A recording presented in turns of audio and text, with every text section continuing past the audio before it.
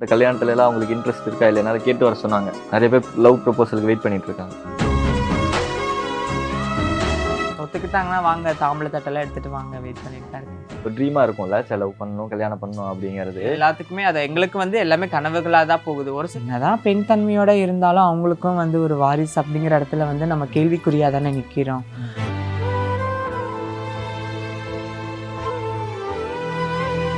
அப்படி fake loves தான் நிறைய இருந்திருக்கும். எஸ், ஃபேக் லவ் தான் இருக்கு நிறைய. அது தெரிஞ்சு ஏன் கம்மிட் ஆனீங்க? அதான் இந்த பாட்டுல வர்ற மாதிரி, இந்த உலகத்தில் எவனுமே ராமன் இல்லை. யாருக்குமே வந்து ஒழுங்கா இல்லதான். இந்த ஃபேக் லவ் ரியலைஸ் பண்ணதுக்கப்புறம் ஒரு பெயின் இருந்திருக்கும்ல, ஒரு கஷ்டம். வலி நிறைந்த வாழ்க்கை தான் எங்களோட வாழ்க்கையே. ஓடி வந்து அம்மா அப்பா விட்டுட்டு வந்தது ஒரு வலி. அந்த மார்பக அறுவை சிகிச்சை, அப்புறம் வந்து நம்மள ஆண்லேருந்து பெண்ணை மாறக்கூடிய அறுவை சிகிச்சை, இது எல்லாமே வலி. இதோட அவன் பெரிய வலி கொடுத்துட போறானா அப்படிங்கிறத தாண்டி தான். இந்த வலியே தாங்கிட்டோம், நீ கொடுக்குற அந்த வலி என்னாச்சு போ.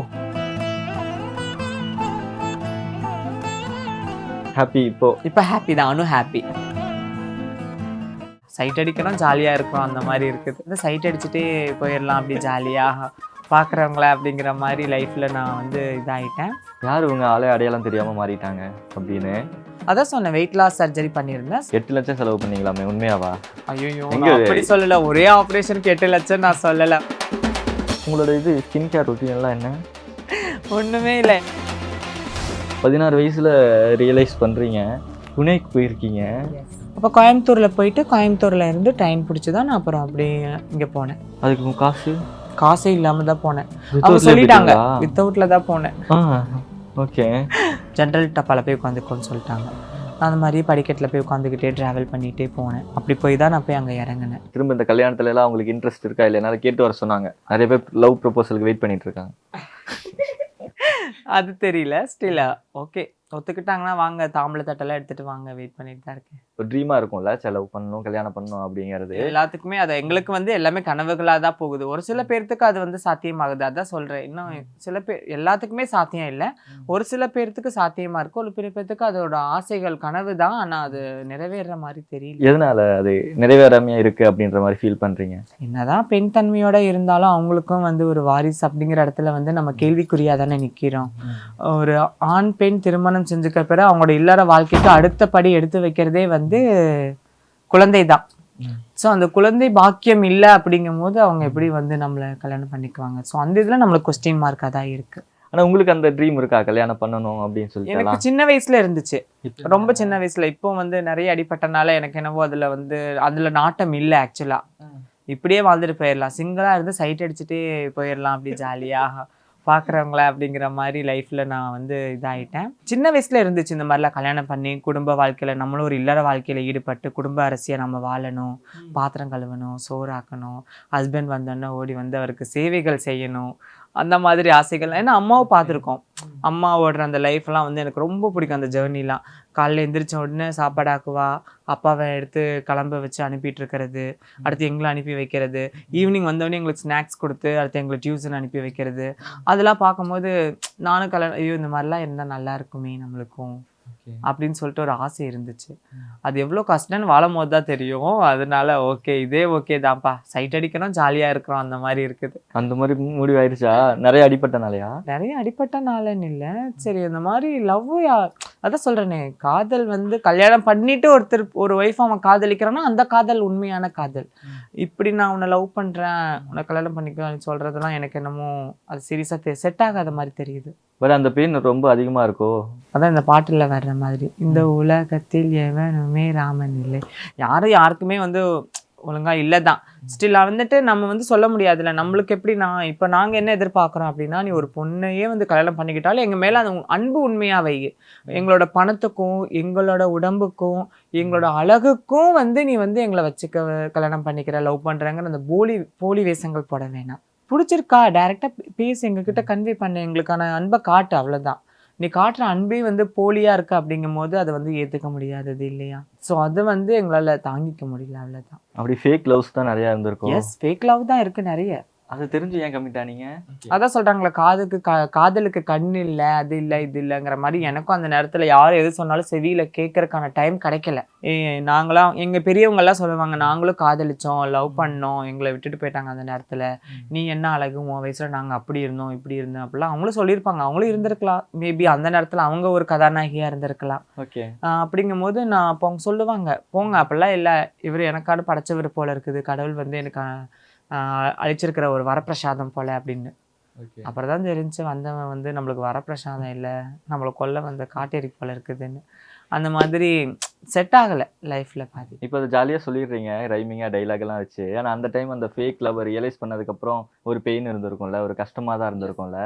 அந்த லைஃப் எப்படி கோத்ரோ பண்ணி வந்தீங்க? ஏன்னா எங்களோட வாழ்க்கையை வழி நிறைந்த வாழ்க்கை தான் எங்களோட வாழ்க்கையே. ஓடி வந்து அம்மா அப்பா விட்டுட்டு வந்தது ஒரு வழி.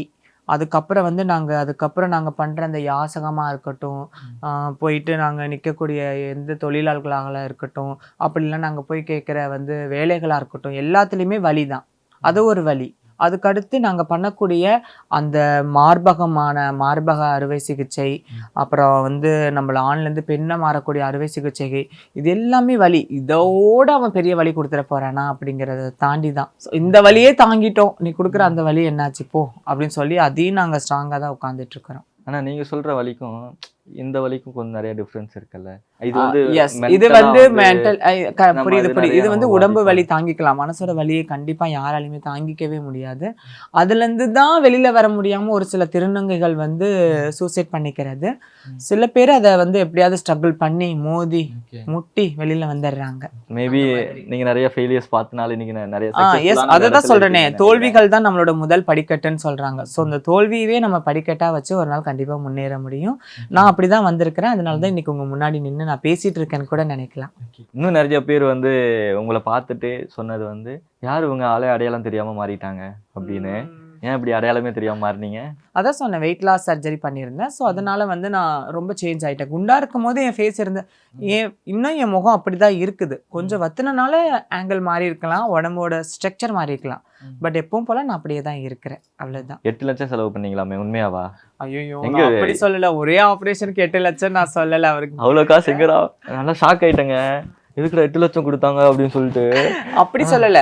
நான் ஃபர்ஸ்ட்ல இருந்து கிட்டத்தட்ட ஒரு 7-8 வருஷமா செலவு பண்ணோட செலவுகளை நான் சொன்னேன். 8 லட்சம் நான் இது வரைக்கும் என் உடம்புக்கே நான் செலவு பண்ணியிருக்கேன் அப்படின்னு. அது வந்து உடம்பு குறைக்கிறதுக்காக மட்டும் நான் சொல்லலை. என்னோட மொத்த ஆப்ரேஷனோட சேர்த்து தான் நான் 8 லட்சம் அப்படின்னு நான் உடம்புக்கு மட்டுமே நான் 8 லட்சம் செலவு பண்ணியிருக்கிறேன் அந்த மாதிரி சொன்னேன். அது வேற மாதிரி அதுல கன்வே ஆயிருச்சு. அவ்வளோ சர்ஜரி, அவ்வளோ பெரிய சர்ஜரியா? இந்த ஒரு வெயிட் லாஸ் சர்ஜரிக்கு 8 லட்சமா அப்படின்னு சார்? அதில் இல்லை, வெயிட் லாஸ்க்கு கம்மி தான். 1.5 லட்சம் 1.5 லட்சம் அந்த மாதிரி தான் இருக்கும். நான் சில இந்த மாதிரி தனியார் இதுல போயிட்டு நான் உடம்பு குறைக்கிறதுக்காக சேரப்பட்டேன் இல்லைங்களா, இந்த இடத்துல வாங்க குறைப்போம், அந்த இடத்துல வாங்க குறைக்கிறேன்னு சொல்றாங்களா, அந்த மாதிரியான இடத்துங்களுக்கு போய் நான் கட்டப்பட்ட பணங்கள் சொல்றேன். 30,000 40,000 கொடுங்க, 50,000 கொடுங்க, இந்த ஸ்கீம் எடுத்துக்கோங்க, 6 மந்த் ஸ்கீம் எடுத்துக்கோங்க, உங்களை 6 மந்த்ல நான் வந்து அப்படியே நம்ம சிம்ரன் மேம் மாதிரி கொண்டு வரேன், வரலட்சுமி மேம் மாதிரி கொண்டு வரேன் அப்படின்லாம் சொல்றதை கேட்டுட்டு நானும் சரின்னு சொல்லி சேரப்பட்டது தான் அந்த இடங்கள்லாம்.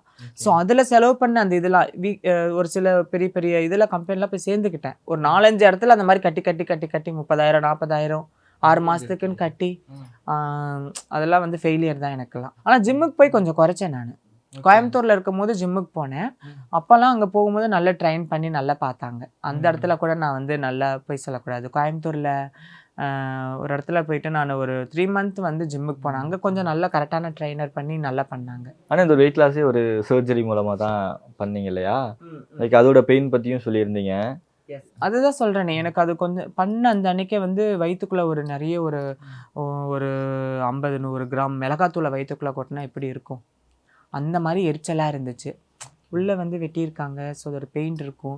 ஆனால் அது மட்டும் பண்ணால் மட்டும் போதாது. அவங்க சொல்கிறது வந்து அந்த கொழுப்பு எடுத்துகிட்டு விட்டுருவாங்க, அந்த இது சர்ஜரி பண்ணிட்டு அதுக்கப்புறம் உடம்பு விழுந்துடும். நீங்கள் நம்ம ஃபுட் கண்ட்ரோல் வித் நம்ம போகிற அந்த ஜிம்முக்கு போகிற டயட் கண்ட்ரோல் வச்சு தான் இருக்குது. ஸோ வந்து நான் பாடி அதுக்கேற்ற மாதிரி இப்போ ஜிம்முக்கு போகிறேன், டயட் கண்ட்ரோலில் தான் இருக்கிறேன். நீங்கள் வந்து சர்ஜரி பண்ணனால ஃபுல்லாக குறைஞ்சிருமான்னு கேட்டால் அப்படிலாம் முடியாது, உடம்பு விழவும் செய்யும். சர்ஜரி வந்து நாட் குட், இது எடுக்கக்கூடாது. நான் எவ்வளவோ சர்ஜரி பார்த்துட்டேன் என் வாழ்க்கையில், அப்படிங்கிறனால தான் நான் எடுத்துக்கிட்டேன். பட் மற்றவங்களுக்கு நான் சொல்கிறேன், எதுவாக இருந்தாலும் டாக்டரை சஜஸ்ட் பண்ணுங்கள், அவங்கக்கிட்ட போய் நீங்கள் கன்சல்ட் பண்ணுங்கள், அதுக்கப்புறம் உங்களோட பாடிக்கு ஏற்ற மாதிரி நீங்கள் பண்ணுங்கள். இல்லைன்னா முடிஞ்ச அளவுக்கு ஜிம்முக்கு போய் குறைக்கலாம். ஆனா அதை மெயின்டைன் பண்றது கஷ்டம் இல்ல, என்ன பண்ணீங்க? இந்த டிப்ஸ் எல்லாம் எப்படி சொன்னீங்கன்னா கொஞ்சம் பார்த்துட்டு இருக்கவங்க ஏதாவது யூஸ் எல்லாம் பண்ணுவாங்க. கஷ்டப்படுறது தான் எல்லாத்துக்குமே. அதான் நாங்கள் ஒவ்வொன்றும் பார்த்து பார்த்து அதான் சொல்லுங்க. ஏதாவது ஒரு ஒரு கல்லை வந்து நாங்கள் சிலையாக்கி, நாங்கள் ஒரு கல் எங்களை நாங்களே செதுக்கிக்கிட்டோம். ஒரு சிலையா இன்னைக்கு உங்க முன்னாடி நாங்கள் உட்காந்துருக்கிறோம். உங்களோட இது ஸ்கின் கேர் ரொட்டீன் எல்லாம் என்ன? ஒண்ணுமே இல்லை, எல்லாரும் அதான் கேட்குறாங்க, உங்க ஸ்கின் இவ்வளோ அந்த கமெண்ட்ஸ்ல எல்லாம் பார்த்தேன். என் ஸ்கின்னு இவங்க என்ன ஸ்கின் கேர் தான் யூஸ் பண்றாங்க, அப்படி என்னதான் use பண்றீங்க? அதான் ஃபேஸ் எப்பவும் இல்லை, டவ் சோப் தான் யூஸ் பண்ணுறேன். சோப்பு யூஸ் பண்ணுறேன் எப்பவும் போல், சோப் தான். மற்றபடி இந்த ஃபேஸ் வாஷ் அதெல்லாம் கிடையாது. பவுடர் யூஸ் பண்ண மாட்டேன். மாய்ஸ்சரைஸ் யூஸ் பண்ணுவேன். அப்புறம் வந்துட்டு ஃபேஸ் சீரம் யூஸ் பண்ணுவேன். மத்தபடி இதுதான். மற்றபடி டயட் ஃபுட் ஜூஸஸ். ஆனால் முடிஞ்ச அளவுக்கு நீங்கள் வந்து ஜூஸஸ் எடுத்துக்கலாம். ஃப்ரெஷ் ஜூஸ்லாம் எடுத்துக்கோங்க, நல்ல க்ளோவாக இருக்கும். முடிஞ்ச அளவுக்கு சுகரை வந்து எடுத்துக்காதீங்க. ஒயிட் சுகர் வேணாம். ஒயிட் சுகர் சேர்க்காம இருந்தாலே உங்கள் ஃபேஸ் வந்து க்ளோவ் ஆகிடும். நான் ஒயிட் சுகர் எடுத்துக்கிறது இல்லை. ஃபுட்லேயும் கண்ட்ரோலாக இருக்கேன். அதனால தான் நான் கொஞ்சம் நல்லாவே ஸ்லிம்மாக தெரியுறேன். இல்லை இவ்வளோ ஸ்லிம்மாலாம் ஆக முடியாது. நான் முடிஞ்ச அளவுக்கு ஃபுட் கண்ட்ரோல்லையும் இருக்கிறேன். ஜிம்முக்கு போகிறேன். வீட்டு பக்கத்துலேயே ஜிம் இருக்கு, அங்கேயும் போயிட்டுருக்கேன். 16 வயசுல ரியலைஸ் பண்றீங்க, புனேக்கு போயிருக்கீங்க. அவ்வளோ தூரம் எப்படி ட்ராவல் பண்ணி போனீங்க, எப்படி போனீங்க? நமக்கு அங்கே போய் சர்வே பண்ணுறதுக்கு காசு வேணும், அங்கே போய் நம்ம என்ன பண்ண போகிறோம் அப்படின்னு ஒரு கொஸ்டின் மார்க் இருந்திருக்கும். எனக்கு எப்படின்னு பார்த்துக்கிட்டிங்கன்னா, இப்போ எனக்கு சின்ன வயசில் ஓடணும், மாறணும். எங்கே மாறுறது, எப்படி மாறுறது, இந்த ஒரு இதுதான் என்னோட தாட் ஃபுல்லுமே. எங்கள் அம்மா அப்பாவோட மெயின்டே நிற்கல மனசில். அந்த ஏஜில் எப்படி தெரியும் நம்ம புனே போகலாம், அங்கே பாம்பேயில் போனால் நம்ம ஆப்ரேஷன்லாம் நடக்கும் அப்படிங்கிறது 16 வயசில் எப்படி அதெல்லாம்? எனக்கு ஒரு திருநகர் சமூகம் வந்து பழக்கமானாங்க எங்கள் வீட்டு பக்கத்தில்.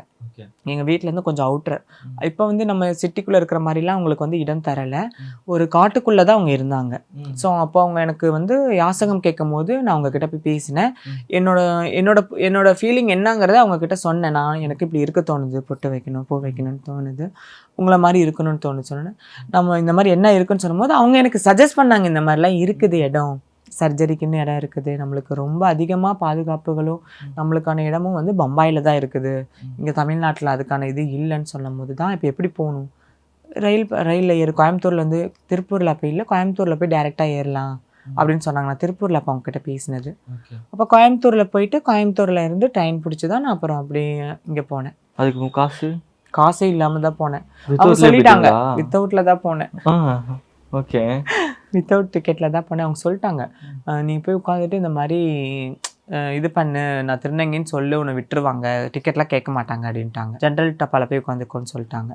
நான் அந்த மாதிரி படிக்கட்டில் போய் உட்காந்துக்கிட்டே ட்ராவல் பண்ணிகிட்டே போனேன். அப்படி போய் தான் நான் போய் அங்கே இறங்கினேன். அப்புறம் இறங்கி அங்கே போயிட்டு அப்புறம் எங்கள் ஆளுங்கள்லாம் பார்த்து அப்புறம் அந்த சமுதாயத்து கூட சேர்ந்து அப்போ அப்படி இப்படின்னு சுற்றி இன்னைக்கு இவங்க முன்னாடி இப்படி நல்லபடியாக உட்காந்துருக்கேன். போகிற வரைக்கும் ஒரு பயம் இருந்திருக்கும், இப்போ இறங்கினதுக்கப்புறம் ஒரு பயம் இருந்திருக்கும். வீட்டை விட்டு வந்துட்டோம் அப்படிங்கும் போது எனக்கு அந்த ஃபீலிங் இருந்துச்சு, ஐயோ வந்துட்டோமே, இவ்வளோ லாங் இங்கே இவ்வளோ தூரம் வந்துட்டோம், என்ன பண்ண போகிறோம், எப்படி நம்ம இங்கே இடத்துல வந்து சர்வே பண்ண போகிறோம், அதெல்லாம் தெரியலையேங்கிற பயத்தோடு தான் வந்தேன்.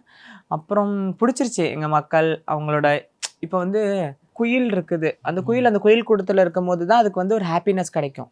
அது காக்கா கூட இருக்கும்போது அது என்ன சொல்லும், ஐயோ என்ன இவங்களாம் ஒரு மாதிரி இருக்காங்க, நம்ம மட்டும் ஒரு டிஃப்ரெண்ட்டாக தெரியுறோமோ, நம்மளோட குரல் வளம் வேறு மாதிரி இருக்குது, அவங்களோட ஒரே கலர் தான் பட் இருந்தால் நம்மளோட வாய்ஸ்க்கு அவங்க வாய்ஸ்க்கு ஒரு டிஃப்ரெண்ட் இருக்குது, நம்ம ஒரு வேறு இடத்துக்குள்ளே இருக்கோமோ அப்படிங்கிற மாதிரி எனக்கு என் சமுதாயத்தை பார்க்கும்போது இப்போ நம்ம கரெக்டான இடத்துல தான் வந்து சேர்ந்துருக்கோம் அப்படிங்கிற மாதிரி ஒரு ஹாப்பி.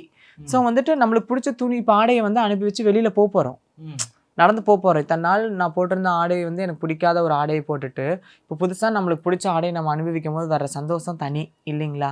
ஸோ அந்த இதெல்லாம் பார்க்கும்போது எனக்கு அது ஒரு ஹாப்பி தான் கொடுத்துச்சு. ஸோ அதனால எனக்கு அப்படியே பழகிருச்சு, அங்கே இருக்க பிடிச்சிருச்சு. ஒரு ஆர்டிஸ்டாக இருக்கிறதுக்கு முன்னாடி என்ன பண்ணிட்டு இருந்தீங்க, வேற ஏதாவது ஜாப் எல்லாம் பண்ணிட்டு இருந்தீங்களா?